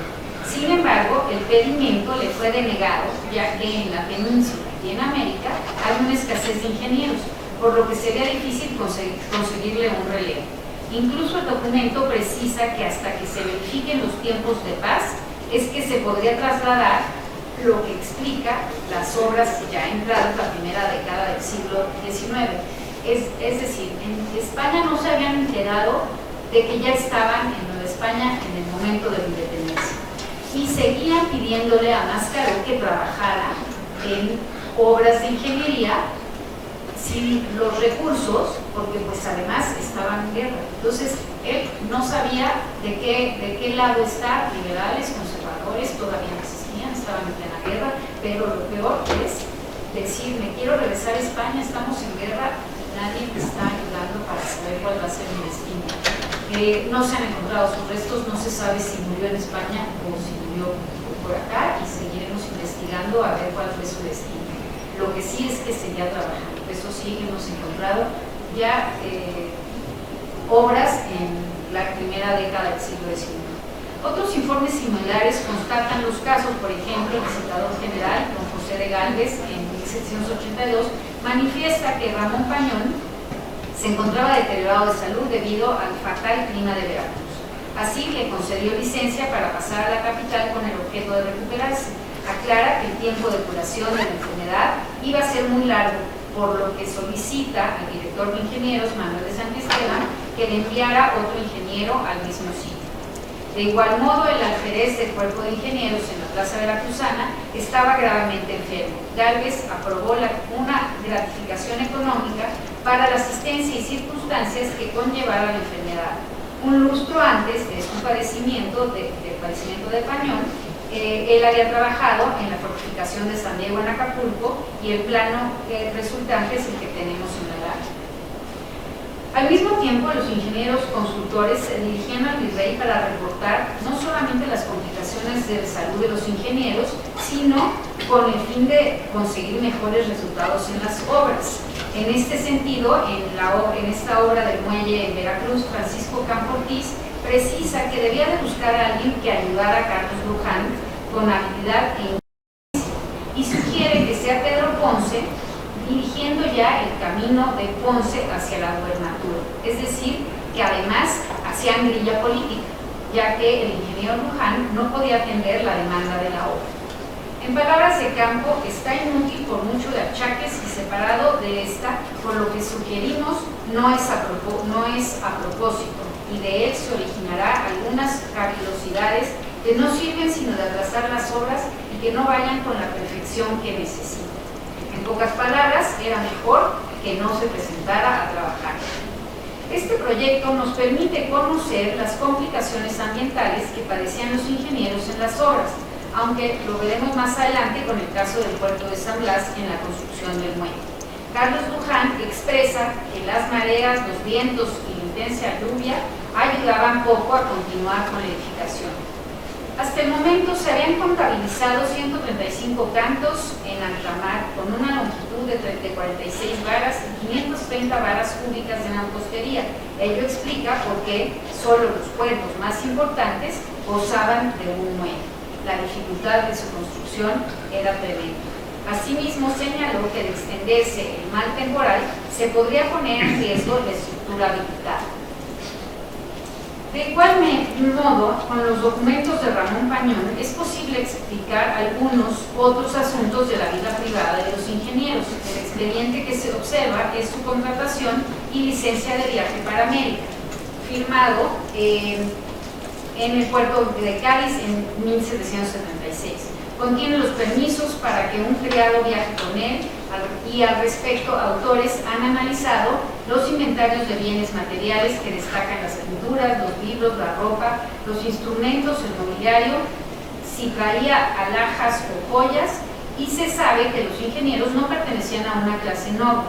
Lo que sí es que diversos de ellos sí contaron con varios criados, cocheros, esclavos y mayordomos. Esto dependía obviamente del rango y su posición política. Para corroborar la información, nos remitimos a un par de contrataciones más, la primera de Agustín López de la Cámara Alta, que según la Real Cédula embarcó con su mujer, su hijo y un criado. El documento precisa los datos de la familia. Su esposa se llamaba Libertad López, su hijo Ramón López y Vicente Antonio, el criado que además era su primo. Destaca en el inventario de este baúl lo relacionado con lo que decíamos en las láminas anteriores, que viajaban solamente con ropa de vestir, libros de los que ellos trabajaban, muchos de ellos tratados, instrumentos y papeles correspondientes y 2 colchones grandes y uno pequeño, sin señalar otros bienes valiosos. Valiosos los colchones, de decir. Del lado derecho, quizá uno de los casos más emblemáticos es la del coronel Carlos Luján, que ahí nos dicen que él sí viaja con 2 criados y que Pedro Ponce lo acompaña al que catapulta para después ser gobernador. En una cuestión territorial, como se han discutido, lo han discutido varios autores, trabajar en los puertos de la Nueva España era una tarea compleja dadas las condiciones biofísicas. Las descripciones indican que estas personas hacia el camino de San Blas preferían pernoctar en Tepic por la presencia de alimañas y un clima cálido extremoso. El puerto siempre se inundaba, de hecho, tuvo hasta 3 emplazamientos distintos.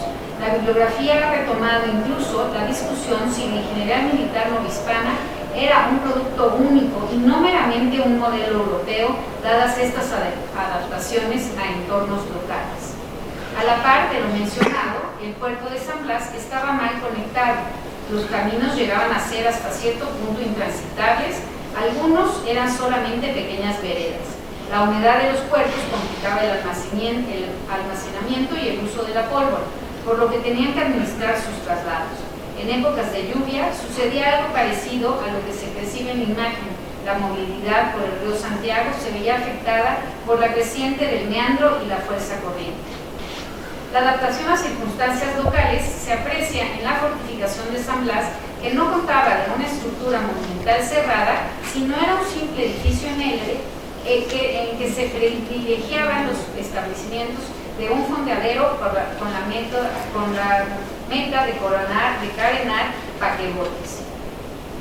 Cambiando de tema, una fuente primaria bastante valiosa para los objetivos de esta presentación es el diario particular del ingeniero militar Diego Páez, que se denomina del camino que sigue un virrey de México desde su llegada a Veracruz hasta su entrada pública en la capital. Si bien el documento es valioso por los aspectos culturales que relata y las observaciones sociales e incluso antropológicas, no se enfoca en los trayectos que reflejan el trabajo de Páez. En ese sentido, el mismo ingeniero se involucraba en los honores que, junto con los jefes de la plaza, los comandantes y autoridades civiles y eclesiásticas, hacían en una ceremonia al virrey, o sea, hasta se metían en los protocolos. Ello implicaba el desembarco del navío y decoros con armas. Los ingenieros debían preparar los documentos, ya que el virrey reconocía todas las fortificaciones, hacía una evaluación del estado de defensa y proponía las mejores necesarias. Durante el proceso de sucesión del virrey, se enviaba una compañía completa de dragones, integrada por capitán, teniente, alférez y comisionados subalternos, para escoltar su traslado. La planeación de los trayectos estaba a cargo del ingeniero, quien establecía un itinerario detallado y lo complementaba con planos en los que se señalaban los pueblos, algunos ríos y el traslado del camino, o sea, era un agente viajero. Como mencionamos con anterioridad, las calzadas no contaban con la estabilidad necesaria, por lo que se combinaba a los indígenas a realizar labores de reparación y mantenimiento de los caminos, a fin de evitar afectaciones. El ingeniero Páez dejó constancia de esta situación al señalar que con el conocimiento y larga experiencia que de ello tenía el ingeniero, como él mismo lo refiere, en semejantes casos y de la causa, porque no están mandados aquellos caminos después de tanto caudal con que ha contribuido el público para el fin de conseguir caminos cómodos. Consideramos que Páez llevó los registros que cotidianamente realizaban los ingenieros a otro nivel. Es sabido que por Real Decreto los ingenieros debían levantar planos de los reconocimientos realizados y de los edificios proyectados. Sin embargo, fueron pocos quienes alcanzaron el nivel de precisión y detalle en la técnica del dibujo que caracterizó a Páez. En la obra que redactó Teatro de Nueva España en su gentilísimo y conquista compendio histórico, propuso una representación geográfica sintética y descriptiva que integraba aspectos económicos, históricos, políticos y sociales. El propio Páez recalcó que las autoridades no tomaban en cuenta sus datos orográficos y señalaba que al no recopilarse este tipo de información en diversos proyectos, resultaba imposible comprender cabalmente las características de los pueblos y de las unidades productivas. Para Páez, esta información constituía una herramienta logística indispensable para la creación de rutas de correo, la organización y distribución de valijas, el establecimiento de correos y la dirección de las postas, así como para determinar distancias y tiempos de trayecto. A ellos se sumaba, por supuesto, el registro y la exploración de ruinas arqueológicas. Eran también arqueólogos. En el contexto de las descripciones territoriales, estudios de Patricio Sánchez y Omar Moncada analizan la descripción general de la colonia en el Nuevo Santander, elaborada por Agustín López de la Cámara Alta. El análisis de las fuentes primarias precisa el significado de entender las particularidades del trabajo de campo de los ingenieros. Las diligencias emprendidas por Agustín López determinaron tareas específicas a sus empleados, que si bien tenían que seguir un renglón sistemático, los datos expresan diferencias significativas, por ejemplo, del cómputo de las familias neosantanderinas en algunas de sus poblaciones, o el de la contabilidad de la producción agropecuaria de las diferentes villas de la provincia. He aquí el interés de comprender la singularidad de los ingenieros dadas por el entorno cotidiano. En las inmediaciones de las fortificaciones también fue necesario atender aspectos cotidianos. Se muestra cómo el proyecto de una cocina se proponía construir en el glacis del Rebellín de San José, así como la prolongación del lado mayor de la batería de San Miguel. En cuanto a la alimentación de los ingenieros, cabe señalar que su remuneración se componía de sueldos en efectivo, productos en especie y gratificaciones. Entre las prestaciones otorgadas por la monarquía se encontraban raciones de pan, paja y cebada. Estas últimas podían destinarse al mantenimiento de los caballos. La distribución de estas raciones estaba contemplada para campañas militares y comisiones extraordinarias, como el reconocimiento de provincias y fronteras, la inspección de plazas, la dirección de canales y caminos y el levantamiento de planos. En términos coloquiales, se trataba de garantizar que durante estas comisiones, al menos, no les faltara de comer.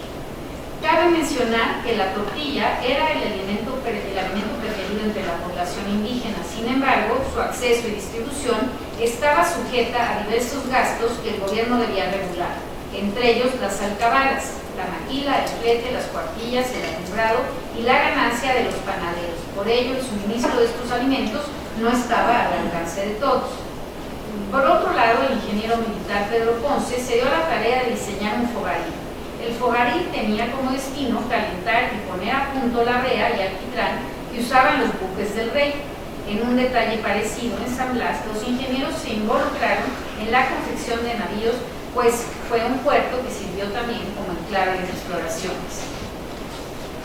Dada la profesionalización y el elevado grado técnico de los ingenieros, ellos realizaban los planos con geometría precisa, realizaban los levantamientos de una forma sistemática y la búsqueda de la perfección en que las cuentas y los presupuestos les cuadraban. Aunado a lo anterior, hay detalles en que vemos que los ingenieros debían resolver con los recursos locales y el ingenio, no tan preciso pero sí efectivo, todos los problemas que se les presentaran.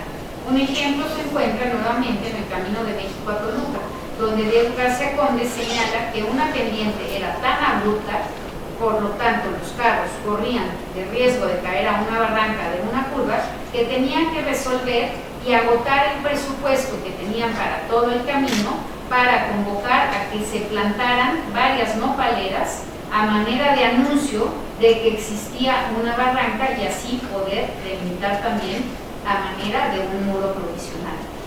En este sentido, las soluciones estaban pensadas como obras civiles y métodos de defensa, en especial en las zonas portuarias, tal como lo indica un expediente de Acapulco, el ingeniero Miguel Constanzo. En cuanto a la ingeniería de paisaje, en cuanto a la arquitectura de paisaje, cito: siempre que haya alguna probabilidad de innovación, aunque el designio solo sea un saqueo, me parece indispensable en dichos dos puntos formar trincheras de flora y fauna para que puedan mejor defender las tropas que en la noche se destine a ellos.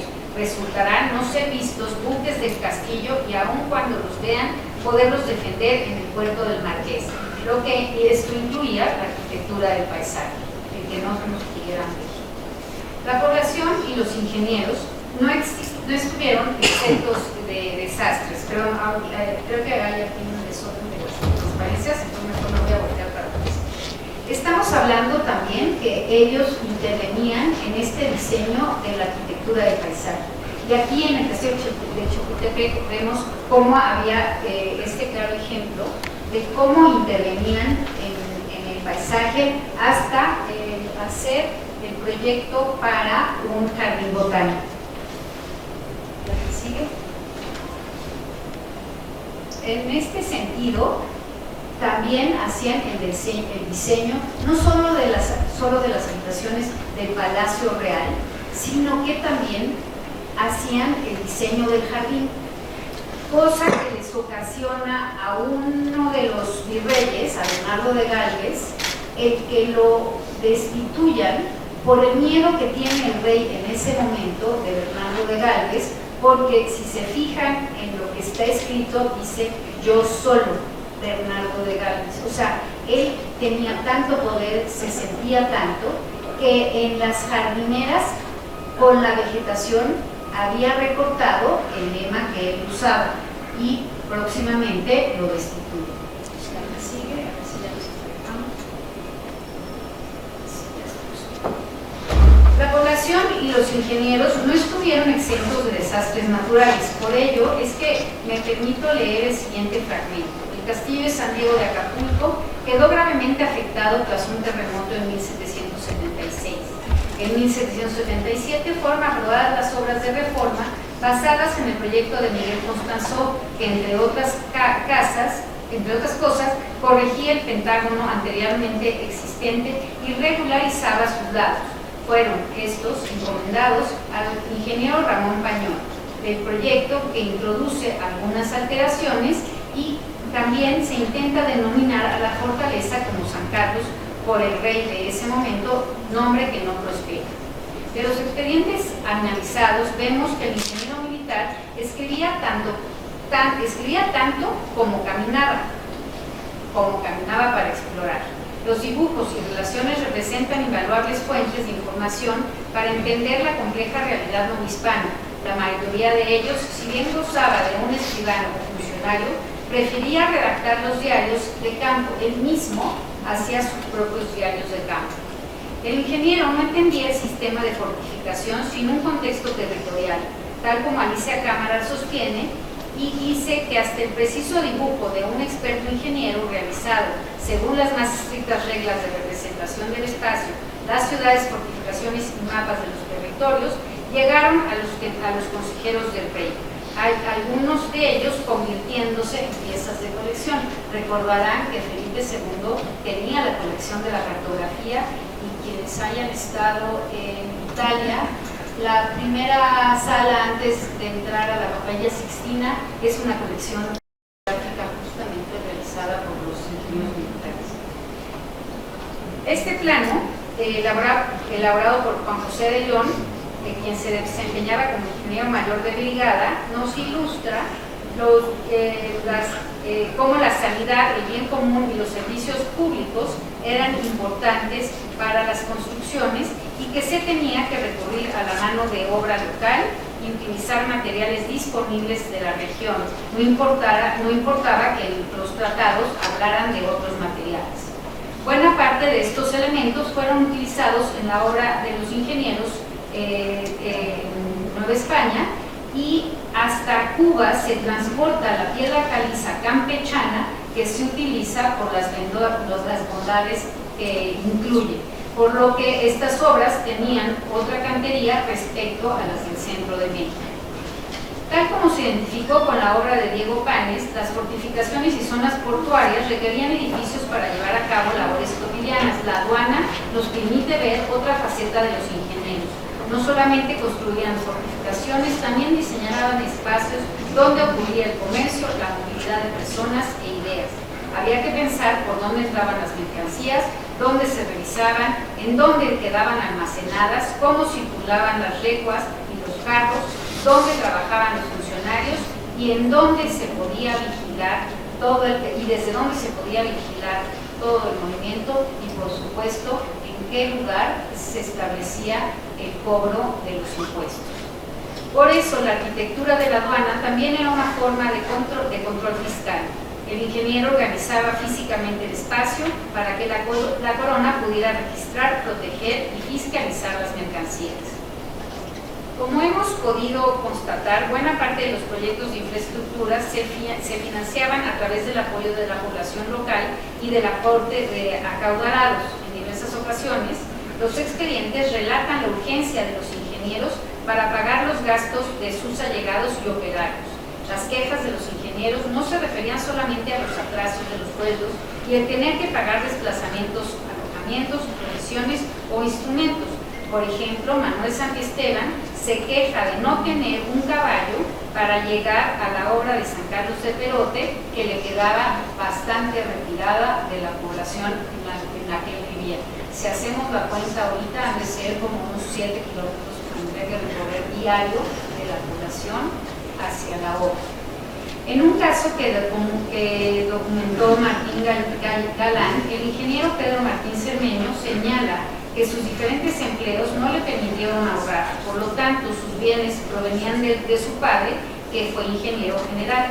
Luego precisa que no recurrió a malos expedientes para aumentar sus ganancias y bajo principios de honestidad, y cito, también declaro no deber ni ser responsable al rey ni señor de cantidad alguna ni por vía de restitución, aunque he manejado muchos caudales de su majestad. O sea, eran honestos. Eran todos los ingenieros militares. En relación con la diapositiva anterior, este tipo de expedientes son muy recurrentes. En el presente documento, Miguel Constanzo, en su facultad de director del Real Cuerpo de Ingenieros, promovió la cesación del descuento que se le hacía a Manuel Mascaró. A él se le quitaba la tercera parte de su sueldo y entonces Constanzo pide que se le devuelva esa tercera parte que se le había quitado, porque decían que se le tenía que retener esa parte del sueldo a consecuencia de las responsabilidades económicas que había tenido la obra. O sea, lo culpaban de que había costado más cara la obra y entonces pues había que quitarle una tercera parte al ingeniero porque él tenía la culpa de los retrasos. Imagínense que nos pasara. Una de las aproximaciones de esta presentación fue descifrar el trabajo de campo de los ingenieros y comprenderlo de manera sistemática. Podemos resumir este proceso en 3 aspectos. Primero, el diálogo local, mediante entrevistas directas con autoridades y residentes. Segundo, el diagnóstico práctico a partir del análisis de las necesidades y de las condiciones constructivas. Y tercero, la evaluación de insumos que implicaba el estudio de los materiales disponibles de la zona. En la vida cotidiana del ingeniero militar estaba siempre presente el trabajo de campo, el contexto constructivo y la vida material de la Nueva España. Antes de planear y ejecutar, primero el ingeniero debía organizarse con las autoridades, la población, levantar el lugar, hacer los reconocimientos, hacer un diagnóstico y después diseñar un proyecto y hacer la supervisión de la obra. Por ello, los ingenieros tomaron evidencias físicas, históricas, orales y territoriales. No se limitaron al gabinete, realmente caminaron el territorio. Abordamos en esta investigación cómo se involucraron en actividades cotidianas de la sociedad, así como en estos medios de regulación. Los ingenieros llegaban con una formación basada en tratados, geometría, fortificación y principios constructivos europeos, pero la obra nunca se ejecutaba en condiciones ideales, algo que diferenciaba a la ingeniería europea sobre la ingeniería americana. La realidad novohispana se compuso de espacios desconocidos, una compleja orografía, climas extenuantes, recursos locales que en esos momentos eran insuficientes y adaptarse sobre todo a prácticas locales con presupuestos limitados y mandar la información de ida y de vuelta. Imagínense sacar el permiso de obra que se tenía que ir a España y luego volver. Considero que esta línea de investigación sobre la vida cotidiana abre la pauta a nuevas reflexiones sobre la manera en que los ingenieros percibían su entorno, su sus métodos de trabajo, las complicaciones que enfrentaban y la relación que mantenían tanto con las autoridades como con la población local, por mencionar algunos aspectos. Esta investigación demuestra que además de la importancia de las fuentes primarias, resulta fundamental revisar aquellos que proporcionan datos específicos sobre la movilidad y las condiciones geográficas, pues permiten identificar y comprender rasgos hasta ahora poco conocidos del perfil y del quehacer de los ingenieros militares. En esta secuencia de fotografías vemos cómo en San Juan de Ulúa, ese primer muro del siglo XVIII, con argollas para que funcionara no solamente de amarre a los barcos que llegaban comercialmente, sino además servía de defensa. Y ese muro de argollas que percibimos y vimos en estas imágenes sigue vigente. Muchas gracias.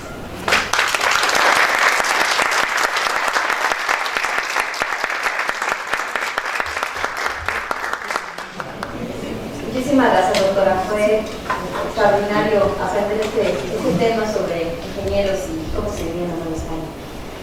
Pues bueno, tenemos la constancia de parte de Sociedad, Cultura y Vida Cotidiana en México, para la presente constancia a Mónica Sanjurjo Collera con su conferencia La vida cotidiana de los ingenieros militares novohispanos. Ciudad de México, 26 de agosto de 2026, no nos alcanza la doctora Alejandra Contreras, la doctora Elisa García y su secretaria, la doctora Karen Moreno. Muchísimas gracias.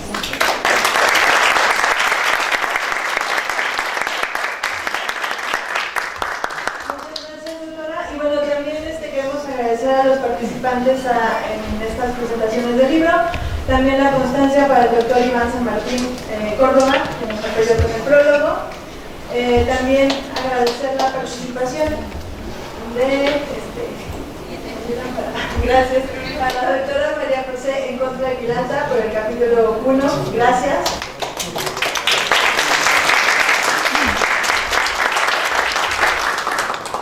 Al doctor Tarcisio Pastrana Salcedo por compartirnos el capítulo número 2.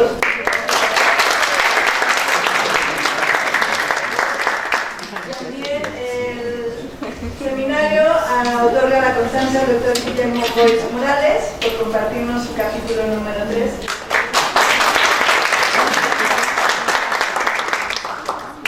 A la doctora Alejandra Contreras Padilla por compartirnos el capítulo 4 de este libro.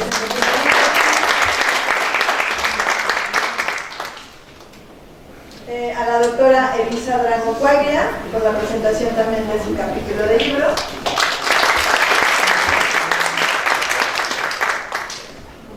A la doctora Carolina Magaña Fajardo también por haber compartido este capítulo. Muchas gracias.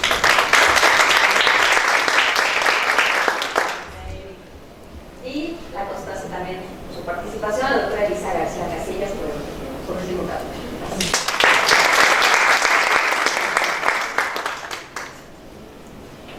La siguiente diapositiva, por favor. Bueno, Adriana Sánchez, que no nos pudo acompañar, y Armando, dije, ya se me fue Armando. Muchas gracias, Armando, por apoyarnos desde el principio. Ahí les dejamos nuestra página de Facebook, en donde están todas las sesiones, el correo por si tienen algún tema y quieren participar en el seminario.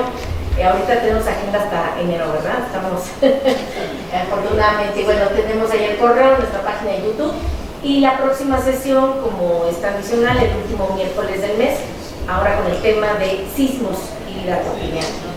El 30 de septiembre. Ya pasó septiembre. Digo,